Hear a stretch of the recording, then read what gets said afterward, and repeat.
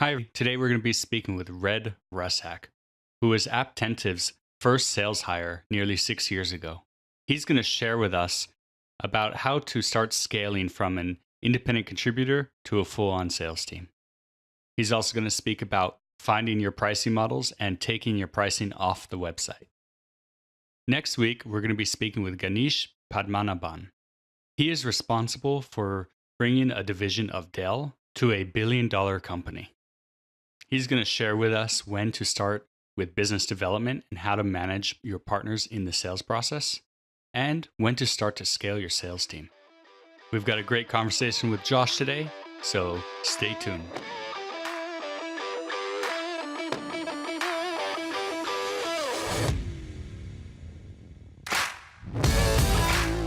Startup Sales is a podcast about what it's really like to get a business off the ground. We talk sales talk with founders, CEOs, and sales VPs from the high-tech market. You'll learn how to build and scale a sales team. You'll also hear about the growth challenges and tough decisions from others who have had both successes and failures. And now, your host of the Startup Sales Podcast, Adam Springer.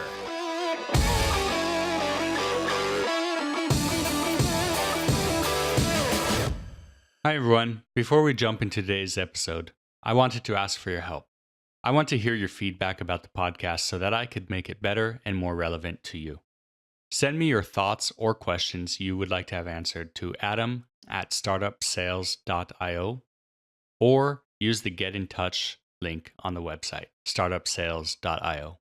Of course, I am also available on LinkedIn. Just search for Adam Springer. Looking forward to delivering you more and more impactful and helpful interviews. Josh, thanks for joining us. Josh, I don't know who this Josh guy you're referring to is. Do you want me to call you Red? Well, you predate the Red, so I think you have the permission to do it. But I don't know if the rest of the world's going to know who this Josh guy is.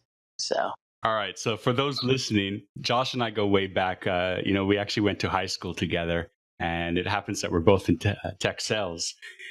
So he goes by Red now. So I'll try to refer to you as Red, but I might accidentally slip and call you Josh. this could be awkward. So Red, awkward, whatever. Red, thanks for joining us. Yeah, very, very happy to be here. Thank you for having me. Yeah.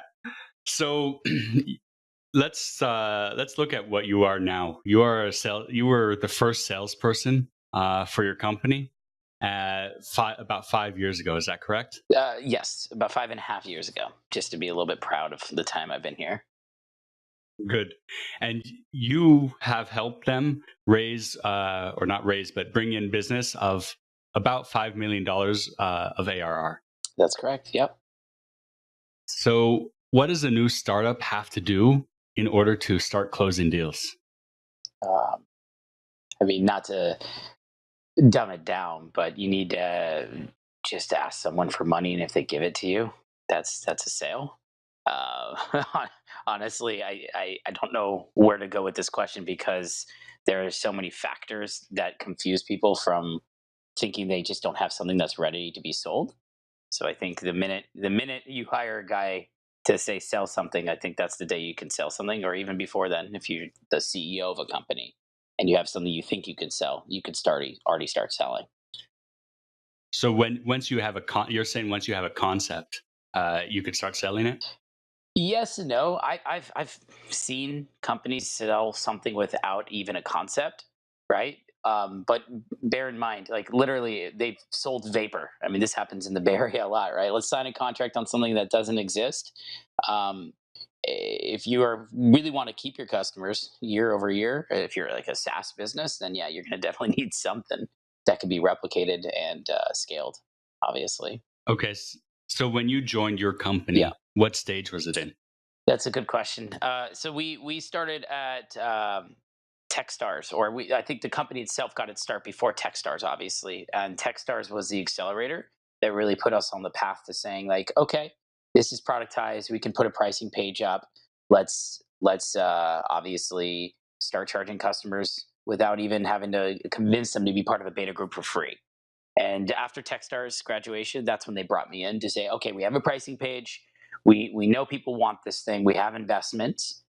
let's go ahead and actually start going outbound and starting to figure out how we can increase that sale price from $50 a month to $500 a month to $5,000 a month.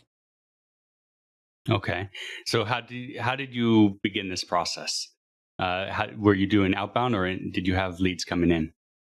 When I first joined, it was the CEO as a business person and this younger, straight out of traveling the country on a cross country on a motorcycle, kid out of college that was doing content generation, right? And so that was really the focus. Content was there to try to drive interest in inbound, and the CEO was there also constantly trying to look to make connections for outbound, so referrals from investors.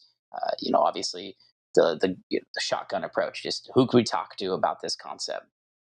So when I first started, from a structure perspective, one of the first things they wanted to do was actually get a sales force or some kind of tracking mechanism in place so we could see where customers were coming from, right? Rather than just coming in and trying to sell right away, we first wanted to sit down and look at how do we want to be smart about this so that we're not shooting the shotgun too much, right? So we can get a little bit more sniper and focused. So within the first, I would say, quarter, it was setting up an environment where we could track where people are coming from. And at the same time, I was also building a script and an outbound story, right? What was that first call looking like when I call someone? What am I saying? What is the CEO saying? How can I take that and make a script out of that? So it was a lot of watching what our CEO was doing. And from there, turning it into a process, right? Because he can't focus on sales. He has to also focus on product, on strategy, on investors, on board meetings. So for me, I was trying to bring a step by step process or flow in place to where he was just, obviously trying to make ends meet. Yeah. And so a CEO selling is a lot different than a salesperson selling. So while you were listening to that and building the script, how did you make the difference, and what changes did you make in the way that you spoke to Yeah, for people? everyone who's made it this far and hasn't hung up on the podcast, this is the gold right here. Your CEO has a complete advantage over you in the sense that if he walks into a room or she walks into a room and says, "Hey, listen to me, I have this great product," they're going to get more ears because they're the CEO. If they email someone, VP, C-level executive, they're going to have an easier time having a conversation with that person than you who carries a sales title. So there's a script difference, right? They can have some liberties about what they say or how they say it because of that. But I will be the devil's advocate here. Just because they have an easier time having that conversation doesn't totally mean the things you're saying should be different or how you approach a conversation, right? Just because he's the CEO and he acts all consultative in a conversation with another VP doesn't mean that consultative conversation isn't really just a sales script. So theoretically, if I go meet with a CEO or VP level executive, I'm not going to sit there and start asking spin level questions.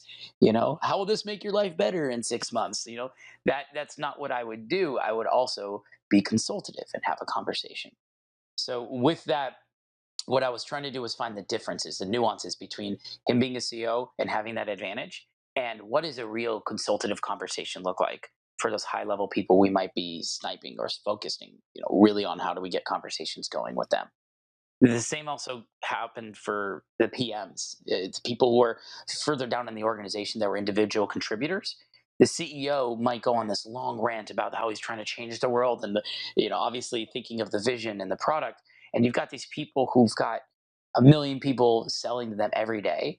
And we needed to figure out a way to dumb down that pitch to simplicity, where it wasn't trying to sell the entire vision. It was more, what is it we needed to say to that person in a quick way?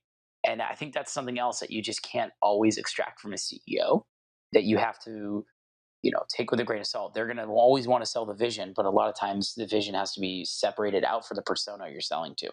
And I think he had an okay start to his dividing up personas, but it was something that definitely needed a lot of work, or at least playbooks designed around that.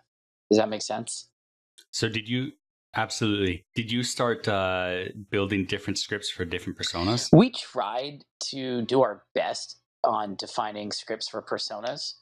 Yeah, what I was going to say from a script perspective, we definitely started thinking about playbooks. Okay, what happens if there is a marketer in the room and a product person in the room? Who do we focus on? Right? Which one actually, for the most part, gives us budget? And which one has the bigger budget? And how do we unlock that budget? And what I'll, happens if they throw an engineer in the room? Do you still I'll go through I'll those edit it slides? out. Or are you going to lose that engineer who's the entire permission for us to integrate has to be given up by that person? So do we want to bore them with, obviously slides, or do we want to shift the conversation to be more technical? So in the very beginning, we started learning from those conversations, asking yourselves after each call or each meeting, what did we do right? What did we do wrong? Why were they staring at their laptop the entire time? How can we change that? So you were doing face-to-face meetings then? As many as we can get. As obviously with the budget, right? We weren't trying to travel too far. I think staying local, especially if you're a startup, trying to meet as many people you can face to face in your city is a quick win. Is absolutely quick win. And then obviously going to conferences and trying to set as many meeting at those just to save on budget, right? You can't just fly first class everywhere, and I still don't recommend doing that when you can have these quick wins in your own backyard. So, did you do outbound mostly? You went to these conferences to get these first initial meetings, or were you cold calling them? Oh, everything. I mean, in the beginning, we were trying to figure out what we thought made sense. So our CEO, Roby, to our benefit, had background working with sales teams, originally working at WebEx, seeing how they sold. So my first day, he handed me a binder. He's like, all right, here's everything you need to know about sales. And we got to hit the phones. Let's go. Get a headset. And I'm like, sure, I'll try everything. Cold calling in this day and age was really a huge time suck, and I wouldn't call it a waste of time, but there needs to be some structure there, right? Calling into the kiss of death and trying to get past them in order to meet that person that you need to have a call with. It's the times have changed, right? The way you sell today and the way you scale your sales has shifted fundamentally to digital, right? How do we do a good in-mail via LinkedIn, or how do we send a really well-crafted email flow? And what tools can we use to support those flows to make sure we don't let anything fall through the cracks if they don't reply? Um, so very early on, it was a mix of outbound cold, where we were experimenting with 4 or 5 stage strategies that involved phone calls and emails, saying I left, an email, or I left a phone message on your voicemail, or I sending them an email just saying, hey, to be politely persistent, like I've emailed you 4 times, am I in spam? There was so much experimentation, even writing those emails you've probably seen saying, hey, is anyone still alive there? Or were you abducted by aliens? Is it because I'm not pretty? Should I send help? Yeah, and we've all tried it. Those are the early days where you could get away with everything. But that was outbound. Inbound, we also had to do a better job of taking people who are looking at our content on our website and creating forums for them to submit their information, for them to maybe do a free trial, experimenting with trials to see if we can get contact information early on. One of our biggest, longest, best customers signed up using a Gmail address. We didn't even know for like 3 months that Intercontinental Hotels Group was a customer and a paying one because they were using Gmail. It was weird. It's like, wait, that app, IHG, that's a real thing, but this is a Gmail address. What's going on here? So how do we avoid letting that happen again? Uh, so it's a mix. And in the beginning, How did you avoid? yeah, sorry. Sorry, how did you avoid letting that happen again? Did you block Gmails? No, we didn't block Gmails. I thought Gmails was a safe way to let people at corporate companies who have like policies against signing up for cloud technology. We wanted Gmail, right? Because they could still sign up using the personal account. Like we've had people at like T-Mobile or Starbucks or AT&T say, "Hey, I can't use my work address because there's a virtual blocker, but I can go incognito and use my Gmail address and start experimenting with you at one of my side projects," right? Or McAfee, a huge security company, right? We got our start working with some guy's side project and grew into it. So we wanted it, but what we did differently is we started basically making sure everyone at the company had access to all feedback that was coming in, as well as every new sign up, and creating almost like a dashboard of information that we had to look at daily of who these people were, what were they signing up with, what captured information are we getting, and how can we capture more, like title or name, but without obviously putting up too much of a gate where it turned them off. Right? We didn't want to create the Salesforce form, which is like, hey, give us everything you want to get a quote, versus just give us your email address and you can get access. Because right now we're just trying to grow, chicken and egg. Yeah. And how would you organize and structure this data? uh, a split between trying to get it seamlessly to flow into Salesforce and then our own admin dashboard backend where we can manage these accounts. Right? Just to give people context in the world, when you're running a SaaS business or any kind of technology business where your customers are leaning on your platform, there needs to be some kind of back end system to manage all of this that you as a salesperson can access, so that you can flip on or off accounts without having to bug your engineering team each time. And with that back end system, we started getting more intelligent about what these teams or structures would look like. So I would be able to suddenly Hmm. see like this guy from Gmail invited 5 other people with IHG addresses, right?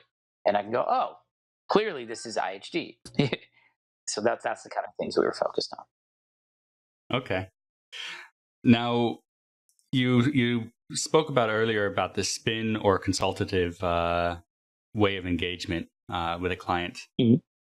What do you find more useful, more successful? It depends, and not to give you a crappy answer, but always go with consultative or at least structured conversations where um, you're really listening to the customer, not just running through a script. But again, that's why I say it depends.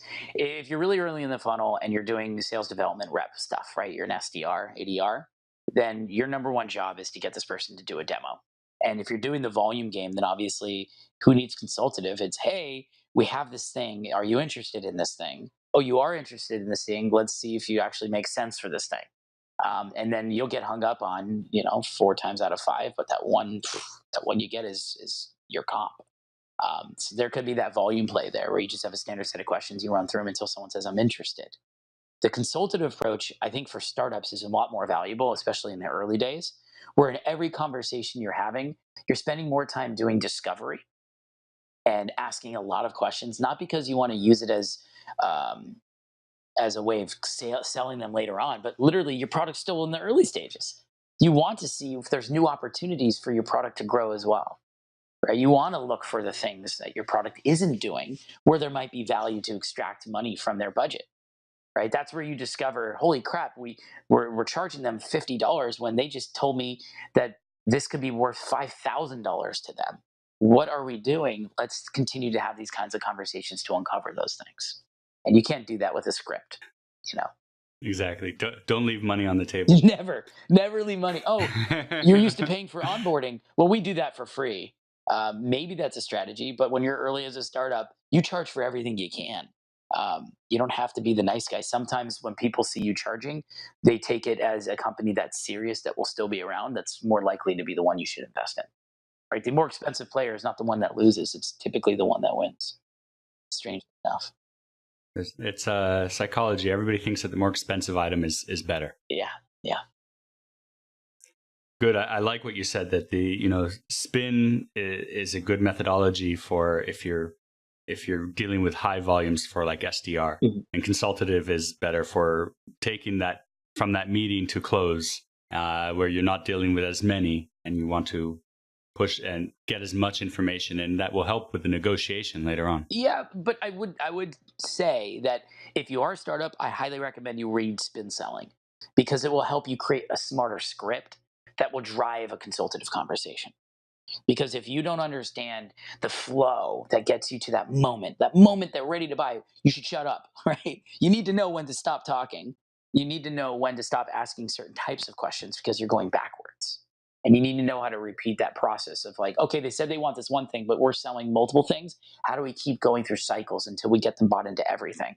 You should read that book. I highly recommend it. It's an easy and cheap read, um, and it's a widely known sales process or set of questions that is respected. So not a waste of Yeah, time at all. I think I read it a couple years ago. It was a really good book. I'll put a link in the show notes. Yeah. People like listening to these because they're usually like not only trying to get some information from me because I'm not the expert, they want to know where I learned from, right? Who's my Obi-Wan, right? Who's my Ip Man? Uh, Yes, and very much. I think for me, the challenger sale is good. The challenger customer is the new wave of, again, it's just more buzzwords, but it's really it's the concepts of that you need to understand that will give you an edge over your competition if you really spend time understanding like what has been tried in sales before and what is the new wave of sales today. Like what are the new things people are doing? And that's where these books could be really helpful. So you don't have to reinvent the wheel. No one wants to reinvent the Absolutely. wheel. I think the key thing from all these different kinds of methodologies, though, is listening. Mm-hmm. Agreed. I think it's a really key point that most salespeople skip out on. There's this new tool, Adam. You're going to get a kick from it, right? So it's called Chorus, CHORUS.ai. Have you heard of them before? No, I have not. Yeah, we hired a new VP of sales to our company to bring in a little bit of outside acumen. And one of the things that they gave to us was, hey, we use this tool called Chorus. It records your calls, and it's a great way, right, for VP sales to start. Hey, we're going to record all your calls and listen to them. I don't know if the salespeople react well to that, but I'll give you the flip side, the positive side, which is that if you get some technology to record your sales calls, the benefit is that you can listen to yourself afterwards. And you can not only listen to yourself, it will tell you how long you were talking versus a prospect was talking. And it will also track keywords that they're saying. And you could also send them a snippet afterwards. So theoretically, if you're like, hey, I just want to make sure you knew we had this discussion 3 months ago about price. Here's proof. Or maybe it's just more gentle, like, hey, share this video with other people who couldn't make the demo. But the reason I'm saying it's valuable is because you can see how much you were talking versus the prospect. Obviously you want them talking more than you in their early discovery stages, but there are going to be times where they want a demo where you're going to be doing most of the talking, and you need to know where in that talking you could spend time shutting up and still asking questions. So highly recommend it if you're looking for reflective tools that don't involve quick time pitches to your mirror. Yeah, chorus.io. I'll put that in the show notes I as think well. is It's it it's a lot .io like or .ai? what? .ai. Oh, So, .ai. Sorry. All mhm. right, so it's also like Gong.io. They have a similar thing, and they also do analysis based on not just who's talking most percentage of the time. They're also looking at keywords and things like Yeah, that. I think they're competitors. I mean, God, Yeah. the homepage on Gog.io is hilarious. So I think go for either, man. I haven't used them, but I'm already bought in. Look at Yeah. that guy sitting in that chair. All right. So you brought in enterprise clients to your startup. How did you overcome the challenge of showing them you were a stable company when you were a new company? Ooh, this is a good one. Uh, okay, people in listener land, here's the deal. I'm going to say this in full confidence. When I came into that meeting, I did not have any clue how to pitch $100,000 plus deal. Let's be straight with y'all. I've done it for like non software sales, one offs in the past for other companies. But for our SaaS company, where we had deals on our website for $50 or $100 a month, here was this international coffee brand that was asking us to support a large user base, right? And this was a big opportunity for us. So we had to demonstrate value for how long our company was going to be around. So when I was in that meeting, this person, this VP executive, is like, "Hey, look, you probably aren't familiar with this, but there is a due diligence that large companies have to do to make sure you're going to be around. Because if we give you our money and then you drop in 8 months, that money's lost. We're screwed. So convince us that." And so we had to go through some due diligence that can give them confidence, but without giving away everything, right? We didn't want to give them our financials. A lot of companies say they require that. You could say no, and I would say one out of every couple hundred enterprise clients will say they require it. Maybe one will actually have to, like, it'll be the actual blocker rather than a nice request. Uh, Sometimes there's a tool where they use like a scoring mechanism for financials where they just need like a CFO to say you're doing good and get a written statement again across about that, or a Z score. I've seen for some international companies. But anyway, the point being, that was part of it. The other part of it is they are also watching to see how you react, just to see if you guys can play it cool, right? We were about to ask for more than $100,000 to this company, and it was one of the first times we've ever done it. So we had to walk into the room and establish ROI on a freaking whiteboard in front of them. No paperwork, no sheets, just literally take a Sharpie on the whiteboard, an erasable, and map out how they're going to make money over the next 12 months. So that instead of them thinking we're going to be gone in 12 months, they were thinking, wow, these guys have identified a roadmap for success. How can they fail? And so I would say come prepared with that too. The crawl, walk, run. The if you throw a stone in the lake, here are the ripples. Any way you can envision how to show a 12-month timeline for them will ease that fear for them for year two or year three, theoretically. Yeah, it's very important to show or to explain roadmap to people, because it's not what you have now; it's what the possibility of what can be will really pique people's interest on a personal level. And you are selling to people at the end of the day. Yes, it's a company, but because it's a person, you get them really excited about what you have and what you're going to have. You Mhm. could beat out your competition. Yeah, although I would never sell something you don't have without permission from your product team and your CEO. Absolutely. That's the first way to lose the client. Forget lose the client, lose your company. Uh, Geez, you want your engineers to stop rallying around you. You're gonna have to be very nice and not sell shit that doesn't exist. Yeah. Please, please, God, don't do it. So how did you guys come up with your pricing? I'm licking my finger, putting it up in the air, and feeling the wind for all those who are observing it. Now, you say that, and it's true. However, that comes with experience. There's something in your head that knew that this is a price point area that you were in. Yeah, Do you that's know there. what that was? What was in your head? Yeah, okay, so this is a split thing. I'm gonna give credit where it's due. Our CEO came from WebEx, where he actually helped manage pricing. Yahoo, he did a lot of investigation into cost structures around advertising, and ultimately, his experience around pricing models was a starting point for me to go, okay, cool. You're a smart man. You've got Excel spreadsheets, but we should be figuring out how we can ask people for more money. So for us, we did a couple things. We built a matrix of what the competitors were charging. We looked at their models of how they were charging, and we didn't use it to influence us. We wanted to make sure that we were intelligent, and when we picked our model and our pricing schedule, that it made sense, and we weren't just rocking the boat too much, right? So we started focusing on matrices, right? You've seen this where there were 5 different pricing models, right? You've got your early plan, your learn, your grow, your pro, your enterprise, which doesn't have a price. And this was a big wave for a long time. And then startups started not putting price on their website and just saying, hey, if you want price, you have to call us. And that was a way of driving lead capture and also seeing if someone was really serious about your product. But then there was this middle ground of people that were doing they were putting maybe 2 prices on the website. One that everyone could see that was like, here's your stupid simple plan, sign up, like leave us alone. Oh, here's your annual rate if you sign up for a year versus paying monthly. And then here's our enterprise deal. So you can see, like, as I'm talking, there were so many different cycles of what we could experiment with. But at the end of the day, there was something that happened behind the scenes that most people don't think about, which is you have to look at your operational expenses. You have to look at, if you sell a deal for $50, what's the amount of work that has to be done by engineering and your customer support team to support these customers. So it became a margin question, not just what price made sense for the industry, what price made sense for us. So we started looking at modeling around costs to make sure we were at 70, 80, 90% margins as a SaaS business. And obviously that there's a magic number your investors want to look at to see, what does customer acquisition look like? And once you acquire a customer, what are those margins? What are your expenses? So it wasn't just about industry. It was also making sure that we were keeping a tight look at, as a startup, you kind of want to give things away for free or for cheap.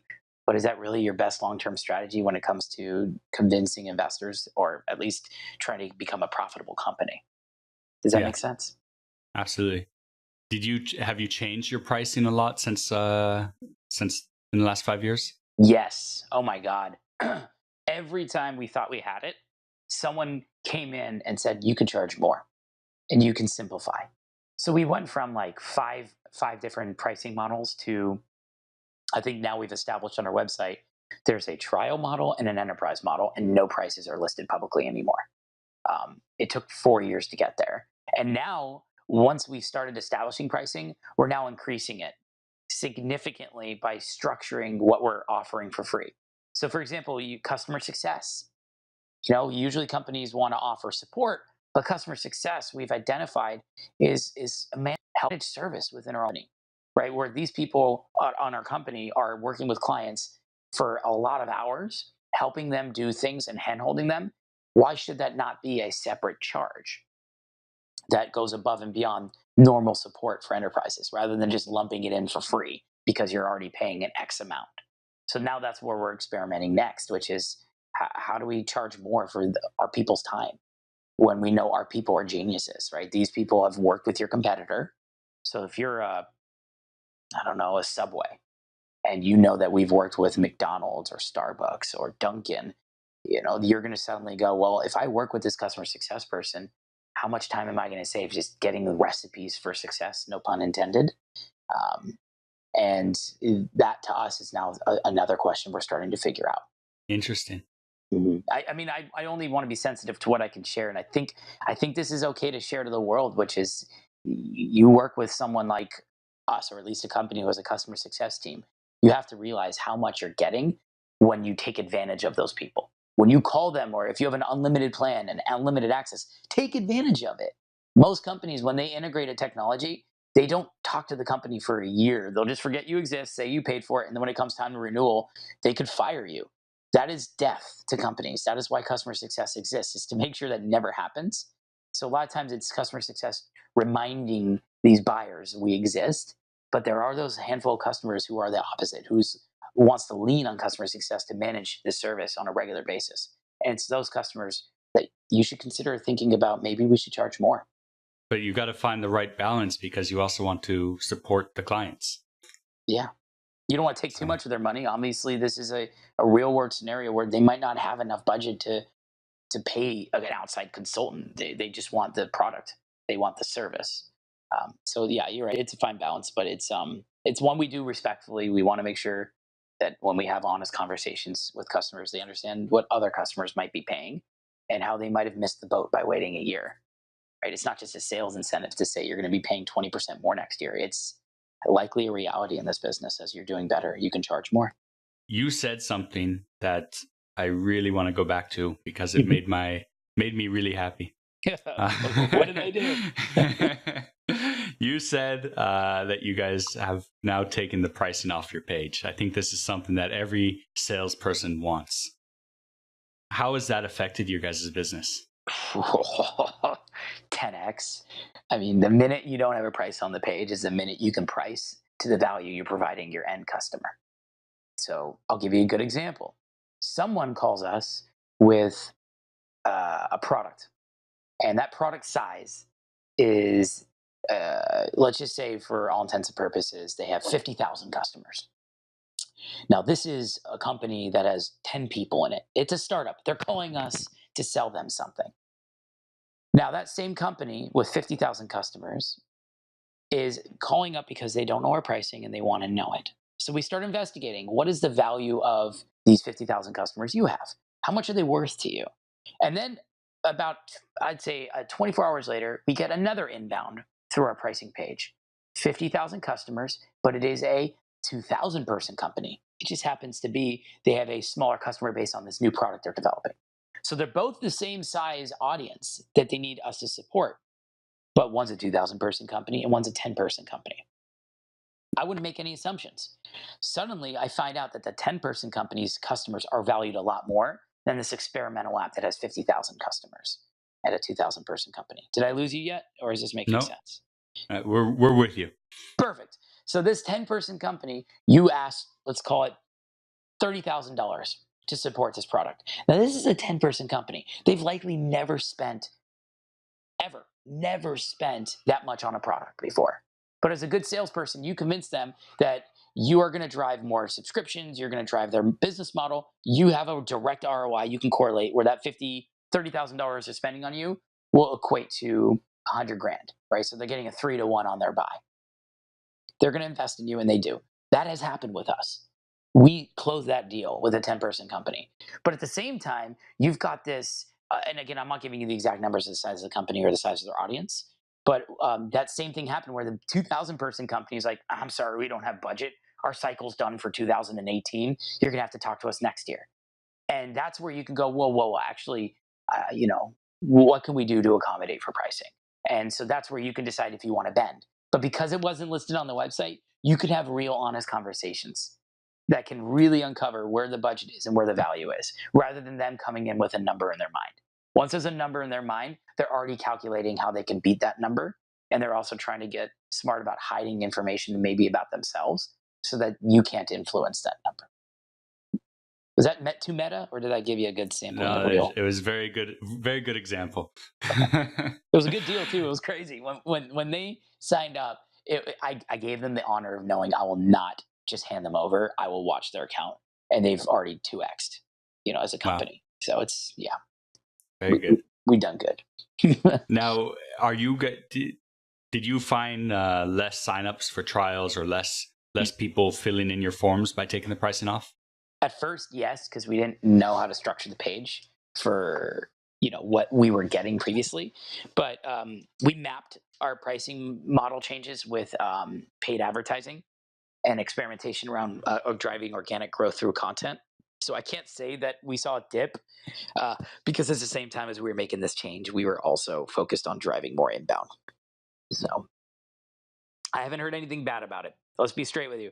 No, the people who complain about not seeing price on our website, they're complaining about the treatment they got from the sales onboarding, right? That stupid automated email that, hey, thanks for showing interest in our product. The sales rep will follow up with you in 24 hours. And then the sales rep calls you and asks a bunch of questions and didn't provide any value in that call.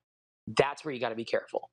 If you're not going to list information on your website and they give you their name and email and expect something on that first call, they're going to want to hear a number, but sometimes you got to know that you shouldn't give it away that early. So you got to provide something else that's equally as valuable, right? A vision, a hope, a dream, a chance that they can be happier at their job, and that they're about to get introduced to a senior executive who's going to spend some time really showing them what we're all about. So I think that's a key point for everybody to take away, that if you're going to take off the pricing, provide them value on the first call before your SDR team passes it to the salespeople.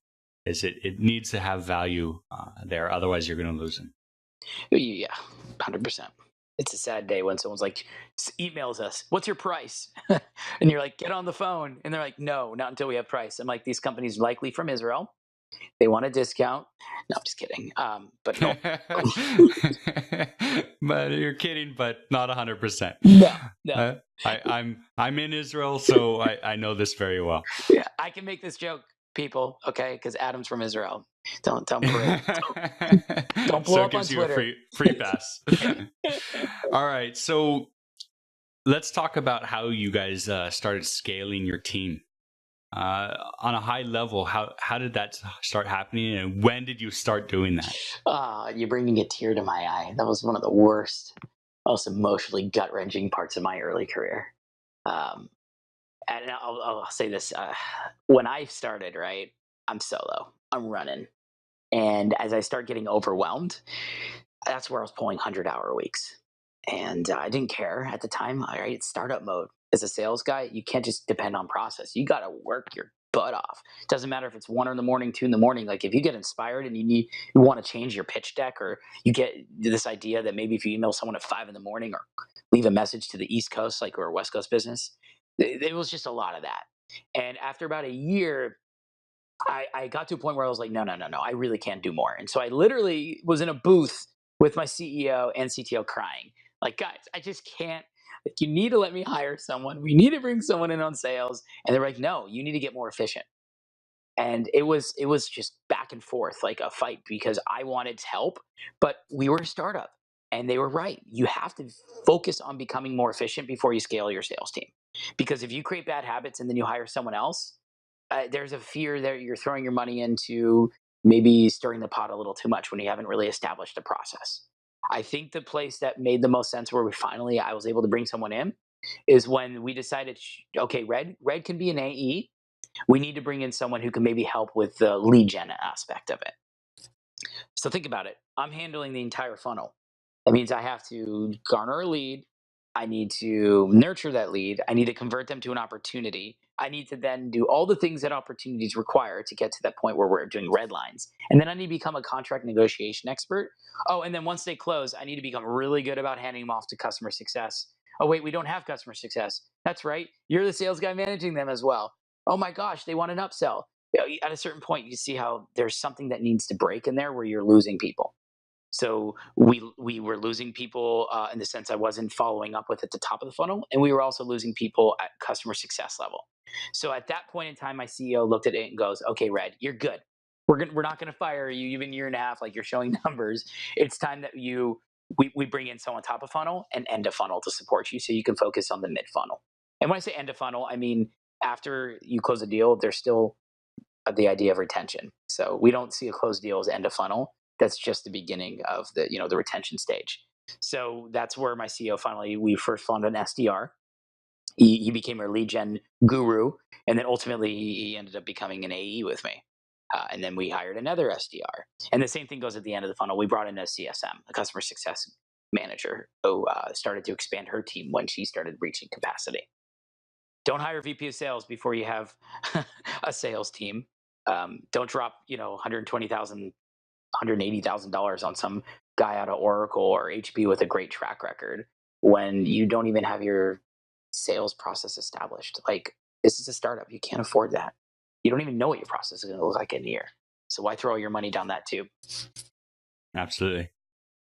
Well, Red, you've covered a lot, and you really shared some good insight here, and I think there's a lot of key takeaways for people to take.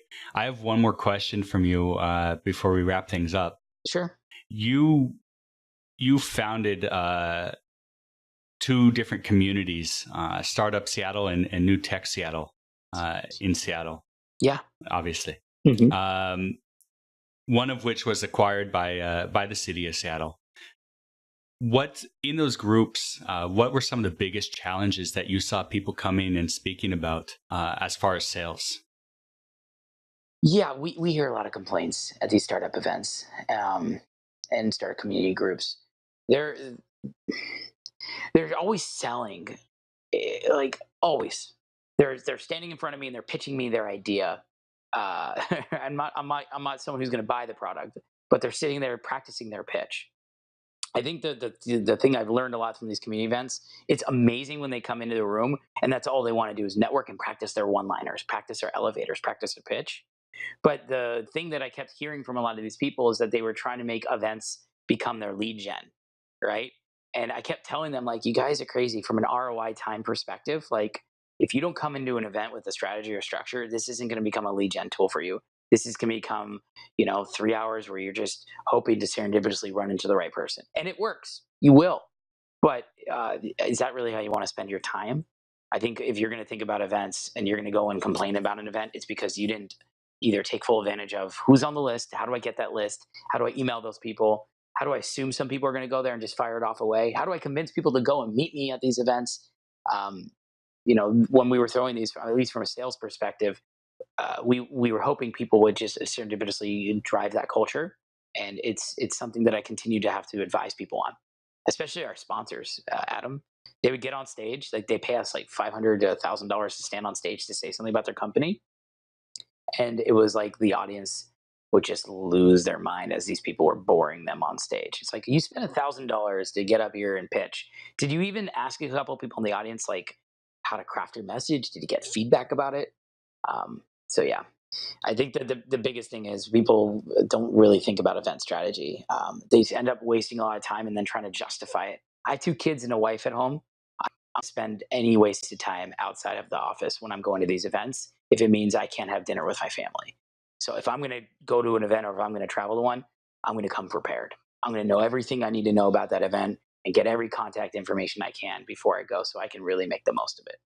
That's my advice to y'all. Don't waste your time with events unless you're ready to go 100,000%.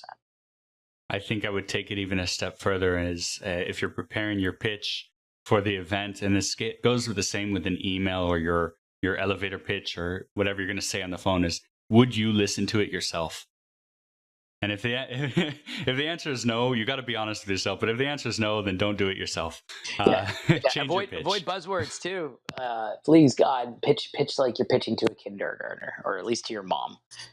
Right? My mom still thinks I build apps. Mom, I don't build websites or apps. Stop telling me to fix your laptop. I don't understand. What does one have to do with the other? I can't. I don't know anything about printers.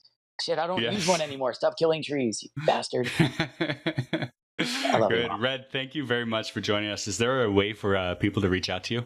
Yeah. So if you want to get a hold of me, there are two simple ways. One is redrussak.com, RedRussak.com. The other is obviously LinkedIn. Like if you're on this podcast right now and you're not using LinkedIn as a sales person to person, I'm just going to tell you get on LinkedIn, find me, like me. I will accept you if you're not some random research company from India trying to scrape my data.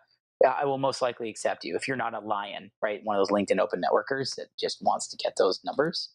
Um, you can ask me questions. Please don't hesitate. Please don't like fear. I'm gonna respond. I'm a human. I'm real. Just don't spam me. If you spam me, I will find a way to throw you into a drip for a spam email. So No, but you don't want people to come and practice their pitch with you? you can practice your pitch as long as you open the email with "I'm practicing my pitch. What do you think?"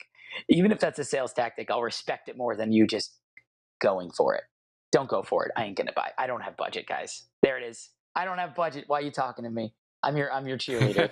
Get your shit straight. There you go. You just shut everything down. Yeah, All right, Red, thank you very much. you're very welcome. Thanks for listening to Startup Sales with Adam Springer.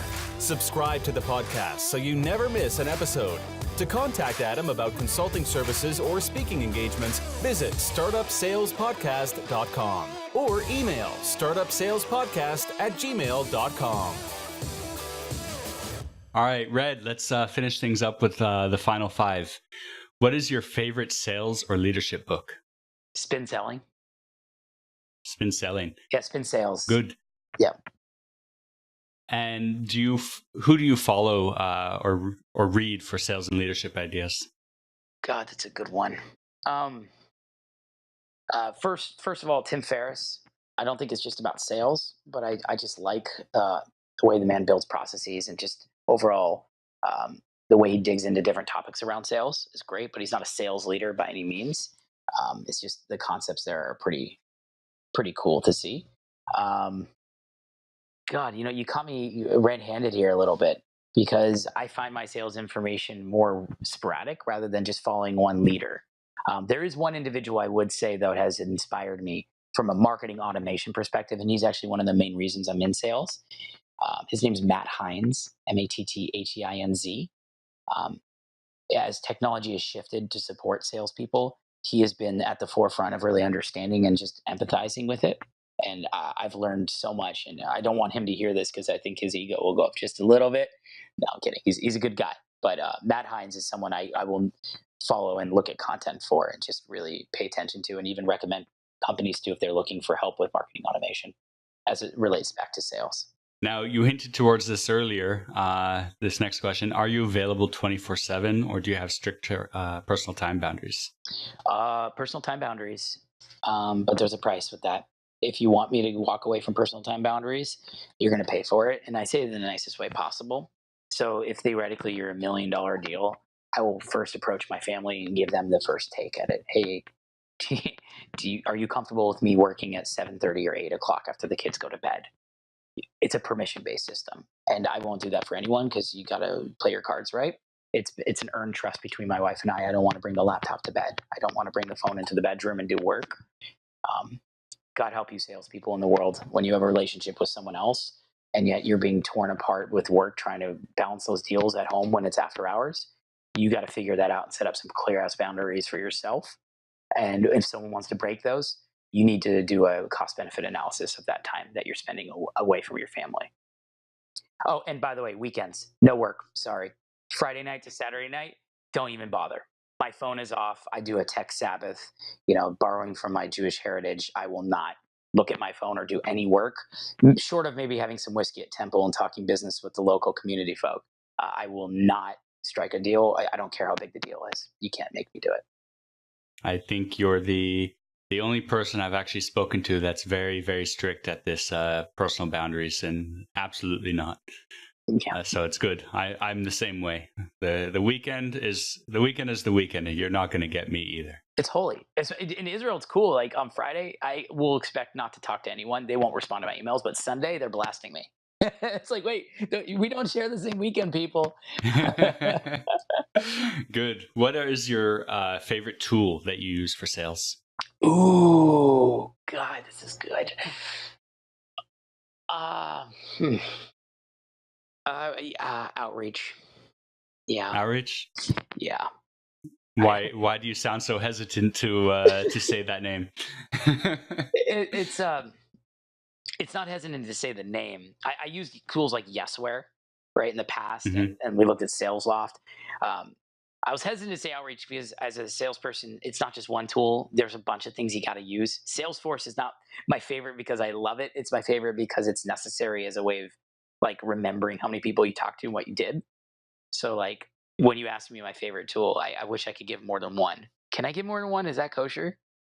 There you go. Go ahead. All right. You've got approval. Salesforce, Outreach, and there's a tool called LinkedIn. Sales Navigator is built into LinkedIn as for salespeople, and I highly recommend the pairing of the three. One's intelligence, one's storing your intelligence, and one's is driving your outbound emails. Um, so yeah, I would pair the three up. Dangerous combo. Salesforce, Outreach, and LinkedIn. That's right. Good. Last question. What one piece of advice do you have for all the founders, CEOs, and sales leaders? Uh, One piece of advice to the founders is you don't want to hire the smartest salesperson in the room if you're looking at your first salesperson. What you want to hire is the most relentlessly enthusiastic cheerleader, someone that is devoted not so much to being the best salesperson, but someone who is devoted to sticking through it with your company because they're going to get shat on by so many people that don't want to buy your product. And that doesn't mean they're a bad salesperson. That means they're establishing a product market fit for you. And it takes a lot of just positivity and emotional steadiness that you can either pay a buttload to some experienced VP of sales and throw your money in that direction, but you will not get that level of really, it's not, you can't buy that. You can't pay for that. You have to get lucky and smart and strategic to find that kind of person that will stick it through thick and thin and will end up becoming your company's cheerleader. That's what you want. And I was told that in the early days of my career, and I use that advice. And I would say I'm as successful and happy as I am because I followed that motto. And I'm thankful to say that, this is something I've seen work out for a lot of friends of mine who are hiring and looking for the same kind of salesperson. Excellent. Red, thank you very much. You're Really really welcome. appreciate you joining us. Love you guys. Love the world. Just keep selling.